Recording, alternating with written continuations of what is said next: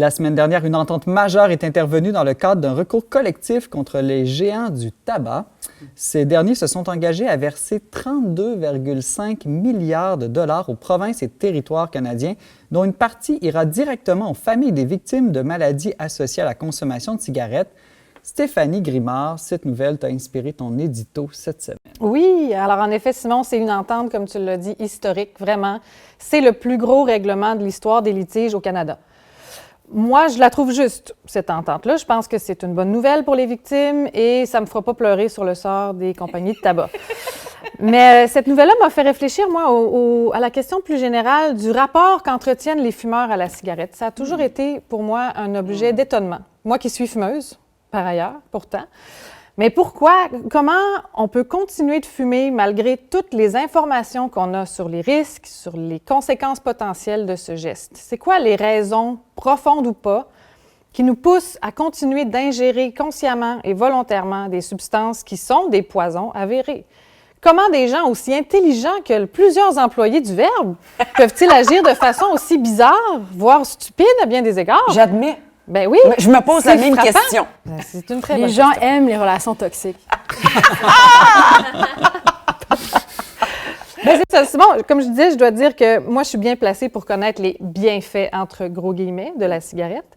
Moi, j'ai toujours dit, de façon un peu poétique, mais je trouve que ça décrit bien la chose quand même, je trouve que ça dilate l'âme.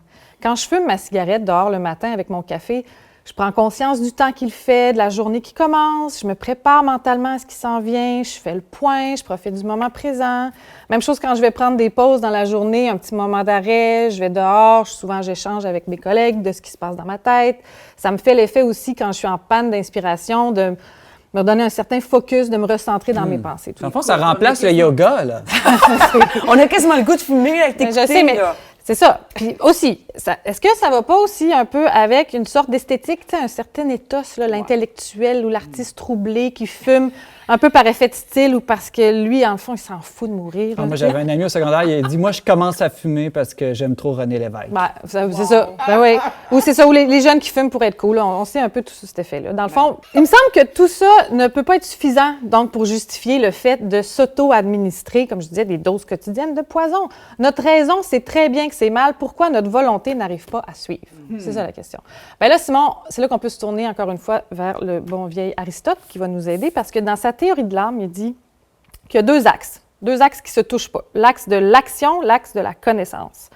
Puis, la raison se situe sur l'axe de la connaissance, dirige nos sens, mais les désirs, les pulsions, eux, sont sur l'autre axe de l'action, puis c'est la volonté qui dirige les désirs et les pulsions. Fait que ça ne sert à rien de penser que grâce à la raison, aux connaissances rationnelles, on va aller influencer nos désirs et nos pulsions. Ça, c'est la job de la volonté.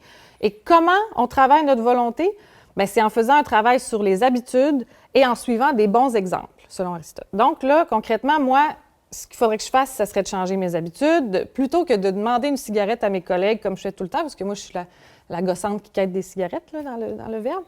Bien, à la place, il faudrait que j'aille prendre une marche en solitaire, que je ne me laisse pas influencer par l'exemple des autres autour de moi qui fument. Bref, c'est une vaste question que celle de la volonté. Bien, le matin, tu pourrais prier, puis quand tu veux une Voilà. pause, tu vas faire ton jogging autour du bloc. Mais je m'en allais là-dessus. C'est comme ça que j'ai arrêté de fumer. Mais c'est ça, des fois, il faut se rendre compte que juste notre petit pouvoir, notre petit vouloir, là, c'est pas suffisant, puis qu'il faut s'en remettre à quelque chose de plus grand que nous. Mais c'est ça, le paradoxe, c'est là, Saint Paul disait « Je ne fais pas le bien que je voudrais, mais je commets le mal que je ne voudrais pas. » Ah, ça m'arrive à tous les jours. Mais est-ce que c'est malgré nous, quand on dit « c'est plus fort que nous », c'est quoi ce qui est plus fort que nous? Fait que tout ça m'interroge encore beaucoup. Quoi qu'il en soit, on ne peut pas plaider l'ignorance, pas plus nous que les compagnies de tabac. Fait que moi, je reste avec ma question. Comment pourrais-je un jour arriver à me passer de ces petits moments volés à l'impératif de production, de ces pieds de nez à la bonne conscience et à l'idéal de santé? Je me le demande. Amen. Amen. Stéphanie Grimard, journaliste pour le magazine Le Verbe, merci beaucoup pour ton édito.